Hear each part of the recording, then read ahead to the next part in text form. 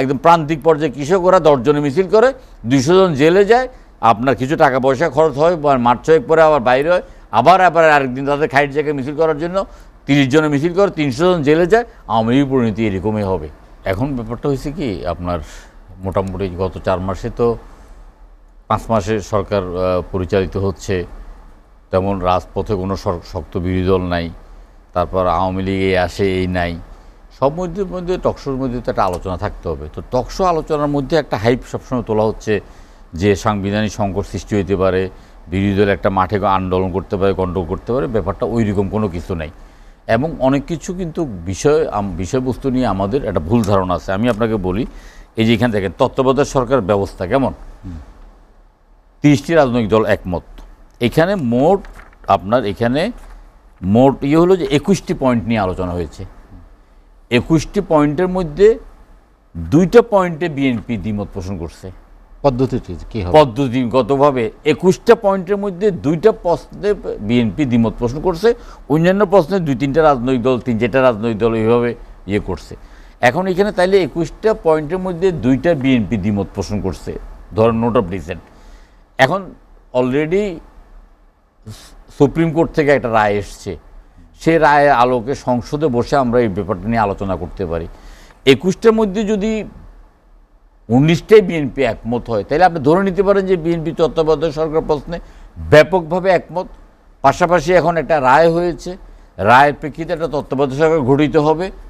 তত্ত্বাবধায়ক সরকারের ব্যাপারে আমাদের মোটামুটিভাবে 2008-09 সালে যখন তত্ত্বাবধায়ক সরকারের সংস্কারের ব্যাপারে একটা কথা উঠেছিল আওয়ামী লীগ আমলে, তখন আমরা মনে করেছিলাম যে বিচার বিভাগকে এখান থেকে মুক্ত রাখা যায় কিনা। সেই সময়ে অ্যামিকাস কিউরিরা প্রত্যেকে তত্ত্বাবধায়ক সরকারের পক্ষে ছিল, একজন ছাড়া। রাজনৈতিক নেতা মতিয়া চৌধুরী, তোফায়েল আহমেদ, আমির হোসেন, আম্মু হতে আরম্ভ করে যতজন ছিল সবাই ছিল শেখ হাসিনা ছাড়া তত্ত্বাবধায়ক সরকার বসতে। তো এখন তো একটা তত্ত্বাবধায়ক সরকার প্রতিষ্ঠিত হবে। সংবিধান একটা কমিটি করছে, সংবিধান সংশোধন কমিটি।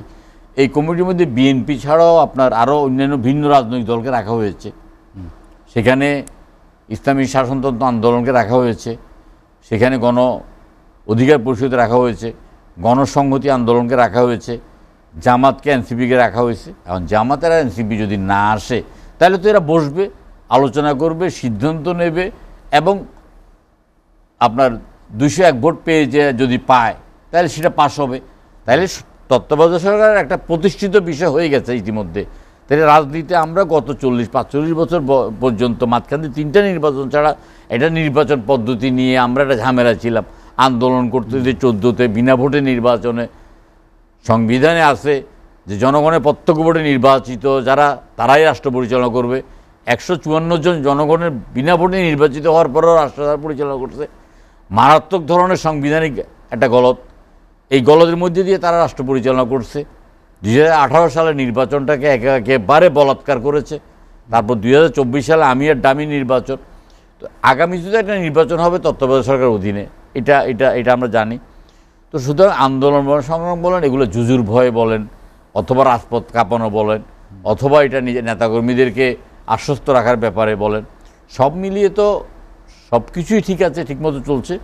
ইতিমধ্যে জনাব তারেক রহমান, যেটা মানে আমার কামাল ভাই বললেন, তারেক রহমান অতীব সাদাসিধা এবং অতীব নমনীয়ভাবে রাষ্ট্র পরিচালনা করছে। তারেক রহমানে কিন্তু নমনীয় হতে হবে, অত্যন্ত কঠোর হইতে হবে। এই যে এদিন সংসদে দাঁড়িয়ে বিরোধী দলের নেতা বলতেছে যে মাননীয় সংসদ নেতা আপনাকে আরও কঠোর হইতে হবে, আমরাও চাই ওনাকে কিছু কিছু ক্ষেত্রে, অপরাধীর ক্ষেত্রে, অপরাধ দমনের ক্ষেত্রে, রাষ্ট্রকে আরও শৃঙ্খলার মধ্যে আননের ক্ষেত্রে ওনাকে অবশ্যই কঠোর হইতে হবে। ব্যক্তিগত জীবনে তিনি নমনীয়, ব্যক্তিগত জীবনে তিনি আপনার অত্যন্ত শালীন, ব্যক্তিগত জীবনে তিনি আপনার মানুষের সাথে ভালো আচরণ করেন। এগুলো তো ওনার ব্যক্তিগত জীবনটাকে উনি আমাদের বিভিন্ন নেতাকর্মীদের মধ্যে ছড়িয়ে দেওয়ার চেষ্টা করছেন। আশা করি সম্ভব হবে। তবে জনাব তারেক রহমান যে গতিতে চলছেন সেই গতিতে অনেক আমলা তার সহকর্মীরা চলছেন, অনেকে নতুন নবীন এবং প্রবীণদেরকে মিলিয়ে তারা চেষ্টা করে যাচ্ছেন। কিন্তু আমলাতন্ত্রে যে একটা জটিলতা আছে, আমলাতন্ত্র যে সবসময় যেটা গণবিরোধী ভূমিকা, এইটাকে আপনার গণমুখী ভূমিকা যদি আমরা মোটামুটিভাবে আনতে পারি, আমি বলতেছি না শতভাগ, কারণ আমলাদের ট্রেনিংটাই হলো নেগেটিভ না দিয়ে আপনার যে কোনো ফাইল আসলে, যে কোনো সিদ্ধান্ত নিতে গেলে সিদ্ধান্তকে বিলম্বিত করা, সিদ্ধান্তকে প্রলম্বিত করা, সিদ্ধান্তের ব্যাপারে অদ্ভুত অদ্ভুত প্রশ্ন করে এটাকে আপনার ফ্রিজিং করা, এগুলো হলো যে আমলাতন্ত্রের কাজ। সেখান থেকে সেই আমলাতন্ত্রকে গণমুখী করতে, আপনার নির্বাচন ইশতেহার বাস্তবায়ন করার জন্য আমলাতন্ত্রটাকে আরও বেশি গতিশীল করতে, এগুলো আমাদের করতে হবে। আমরা এগুলো করব, আমরা করব না সেটা না। আমরা কিন্তু ওই যে 14 মানে 18 বা 24 সংসদস্য না, ওই যাদেরকে থানাতে গেলে পুলিশে সালাম দিত না, যাদেরকে পিয়নে দাম দিত না, লিফটম্যানরা যাদেরকে আপনার লিফটে উঠানোর সময় আপনার গালি দিয়ে উঠাইতো মনে মনে, আমরা তো আর ওই সংসদ সদস্য না। আমাদের কথা বলার অধিকার আছে। আমরা সংসদীয় কমিটিতে আমাদের অনেক সদস্য রীতিমতো মন্ত্রীদেরকে জেরা করে, কথা বলে। আমরা পিপিএন নিয়ে কথা বলতেছি, এই যে আপনার পাবলিক প্রকিউরমেন্ট অ্যাক্টের মাধ্যমে ঠিকাদার নিয়োগের যে কিমাকার পদ্ধতি ডক্টর ইউনূস সাহেব করে গেছেন, ঠিকাদারই খুঁজে পাওয়া যায় না, 1 বেচা 2 বেচা 3 বেচা দিয়ে কাজগুলোকে প্রলম্বিত করতেছে, উন্নয়নের কাজ থমকে গেছে। এগুলো নিয়ে সংসদের বাইরে আমরা আমাদের পার্লামেন্টারি পার্টি মিটিংয়ে আমরা কথা বলি। এবং যেহেতু আমরা পোড় খাওয়া রাজনীতিবিদ, এখন 17 বছরের আন্দোলন সংগ্রামে আমরা আমাদের আপনার এক্সটেনশন লাইফে এসে এই বয়সে নির্বাচিত হয়েছি, আমরা অবশ্যই আমাদের সংসদীয় কমিটিতে আমরা আমাদের যেই কথাগুলো বলা দরকার সে কথাগুলো বলবো। এবং আমাদের নেতা তো আমাদের কথা শুনতে চায়, তিনি আহ্বান জানায় যে কথা বলেন, মন্ত্রীদেরকে প্রশ্ন করেন, জানতে চান, উনি উৎসাহিত করে এবং উনি আমাদের সাথে মানে খোলামেলা আলোচনা করে। আমাদেরকে বলে আরও শিখতে হবে, আরও শক্ত হইতে হবে, আবার মানুষের কাছে যেতে হবে। আমরা সবাই প্রায় বলি, আমাদের অনেক মন্ত্রী তো বলতেছে যে আমাদের ঘুমনিতে হারাম হয়ে গেছে, আমরা তথস্থ থাকি এই ব্যাপারে। তো এইটা যদি চলমান থাকে, বাস্তবতা হচ্ছে ক্ষমতা তো কেউ ছাড়তে চায় না। এটি একটি ক্ষমতা ছেড়ে বিরোধী দলে যাওয়া, জনগণের কাতারে যাওয়া, এটা আমরা শুধু মুখেই শুনি। যখন এই নির্বাচনের সুবিধাটা আসে তখন না ভাই আমাকে একটা কথা বলেন, না 17 বছরের আন্দোলনের পরে এই সংসদ গঠিত হওয়ার পরে জনগণের রায় 5 মাসের মাথায় আপনি এই মন্তব্য করে বসলে ক্ষমতা কেউ ছাড়তে চায় না, ক্ষমতা ছাড়তে চায় না, এরকম কোনো উদাহরণ কি এই সরকার এখনো পায়নি? এত তাড়াতাড়ি মানে এত সামনের প্রশ্ন আপনি এত তাড়াতাড়ি করতেছেন কেন? মানুষকে মানে কনফিউজ করে তো লাভ নাই, দর্শককে কনফিউজ করে লাভ নাই, দর্শকের মনের মধ্যে একটা কুচিন্তা ঢুকিয়ে দিয়ে লাভ নাই, দর্শককে একটা সন্দেহ প্রবণতার মধ্যে এনে লাভ নাই। আমি ওইটা বলছি না, আমি বলছি যে বিগত দিনের ট্র্যাডিশনটা কি ছিল তেমনই রয়েছে কিনা, এখন পরিবর্তনের কি বিগত দিনে আপনি 91, 96 এবং 2001-এর 3টা নির্বাচনে আপনি দেখেন নাই যে দল ক্ষমতা ছিল সে দল ক্ষমতা আসতে পারে নাই, পদ্ধতিতে তো সেরকম ছিল। তো ওই ভবিষ্যতে ওই একই পদ্ধতিতে আসতেছে। আপনার ক্ষমতা আসার পরে শেখ হাসিনা মনে করছে যে কিয়ামতের পরে শেখ হাসিনা ক্ষমতা থাকবে। বিশেষ করে আওয়ামী লীগের নেতা, ওরা তো এটা কোনো রাজনৈতিক দল না, এটা একটা ফ্যানাটিক সংগঠন। এই রাজনৈতিক দলের যারা করে এদের মাথার মধ্যে কোনো বিচার বুদ্ধি নাই। আজকে আপনার দেখেন গতকালকে ভারতের পার্লামেন্টে দাঁড়িয়ে পররাষ্ট্রমন্ত্রী বলতেছে যে মানে শেখ হাসিনার বারবার অনুরোধের প্রেক্ষিতে তারা শেখ হাসিনা সেখানে অবতরণ করতে দিয়েছে। আপনার আওয়ামী লীগে কেউ বলে শেখ হাসিনাকে টুঙ্গিপাড়া নিয়ে যাওয়ার কথা বলছে, শেখ হাসিনাকে বলছে বাকওয়াস, মিথ্যাবাদী, প্রতারক, ভণ্ড, এগুলো ছাড়া আওয়ামী লীগ কেউ কোনো সুস্থ লোক আওয়ামী লীগ করতে পারে না। 2 তারিখে মেসেজ দিছে তার সমস্ত আত্মীয় স্বজনকে যে দ্রুত দেশ ত্যাগ করো। আর এখন শেখ হাসিনা সেখান থেকে আসবে আর সব বাগবাগুম করতেছে, আর আমরা সবাই আঙুল চুষবো শেখ হাসিনা আসলে।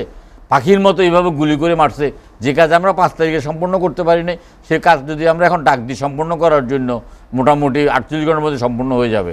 সুতরাং এখানে লাভটা কী হচ্ছে জানেন? লাভটা হচ্ছে যে আওয়ামী লীগের আপনার ওই হাসানাত আবদুল্লাহ, সে বোম্বেতে একদম বিলাসবহুল জীবনযাপন করছে, তার ছেলে সাদেক আবদুল্লাহ আমেরিকাতে বিলাসবহুল জীবনযাপন করছে। আপনার জাভেদ যে কৃষিমন্ত্রী মন্ত্রী ভূমিমন্ত্রী, তাকে দেখছেন যে একটা ব্র্যান্ড শপ তার ঘর থেকে বের হয়েছে, আর এখানে এখন জেলে যায় কে? একেবারেই নিরীহ, একদম মানে রিক্সাওয়ালা, একদম ঠেলা গাড়িওয়ালা, একদম প্রান্তিক পর্যায়ে কৃষক, ওরা 10 জনে মিছিল করে, 200 জন জেলে যায়, আপনার কিছু টাকা পয়সা খরচ হয়, মাঠ ছয়েক পরে আবার বাইরে হয়, আবার আরেকদিন তাদের খাইট জায়গায় মিছিল করার জন্য 30 জনে মিছিল করে, 300 জন জেলে যায়। আওয়ামী লীগ পরিণতি এরকমই হবে। তিনি যেটা বলেছেন আমিও সেটা বলতেছি যে অন্তর্বর্তীকালীন সরকারের সংসদে বলেছেন যে আমি সেটাই বলতেছি, সংসদ মানে অন্তর্বর্তীকালীন সরকারের অনেকগুলো উপদেষ্টা আছে যাদের বিরুদ্ধে বিভিন্ন অভিযোগ আছে এবং প্রকাশ্য অভিযোগ আছে আমরা জানি, এবং আমাদের স্বরাষ্ট্রমন্ত্রী এই কথাগুলো বলেছেন যেটা মানে তদন্ত জুলাই করে স্মৃতি জাদুঘর তদন্ত করে ব্যবস্থা করা হবে। আমি নিজেও তো আপনার এই যে নৌপরিবহন উপদেষ্টা যে আছেন আপনার ব্রিগেডিয়ার শাখাওয়াত, আমি খোঁজ খবর নিচ্ছি তার দুর্নীতির ইতিহাস খুঁজে পেলে ইনশাল্লাহ অবশ্যই তার বিরুদ্ধে মামলা করব। তারপরে সরকারও মামলা করবে তার বিরুদ্ধে। আর অন্যান্য উপদেষ্টা আছেন যারা মানে বিভিন্ন ধরনের এই যে জুলাই জাদুঘর নিয়ে কথাবার্তা উঠছে, এগুলো নিয়ে আমরা অবশ্যই আমরা দেখব।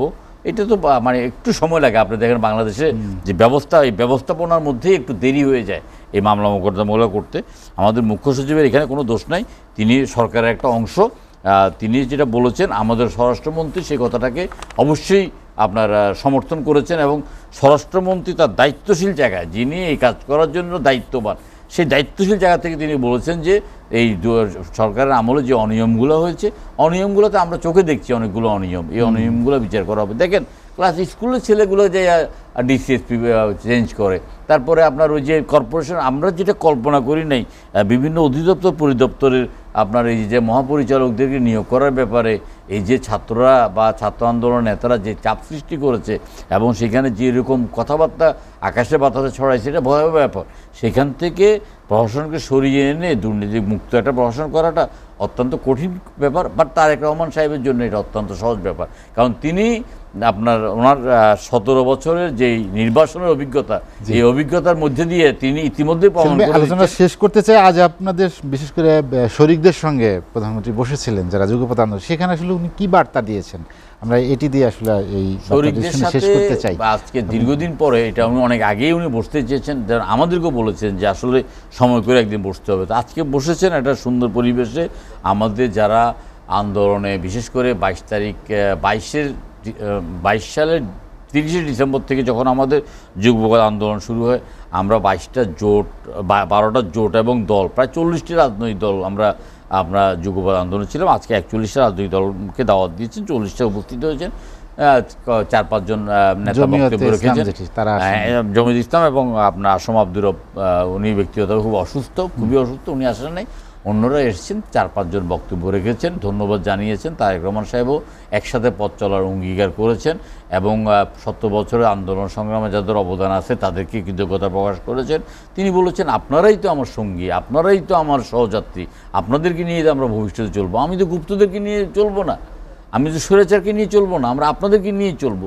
তো প্রত্যেকে সন্তুষ্ট এবং প্রত্যেকে আলাপ আলোচনা করেছে, এবং ভবিষ্যতেও একসাথে আপনার দেশ সেবা করা, আপনার রাষ্ট্র পরিচালনা করা ইত্যাদি ব্যাপারে শরিকদেরও আগ্রহ আছে, বিএনপিরও আগ্রহ আছে।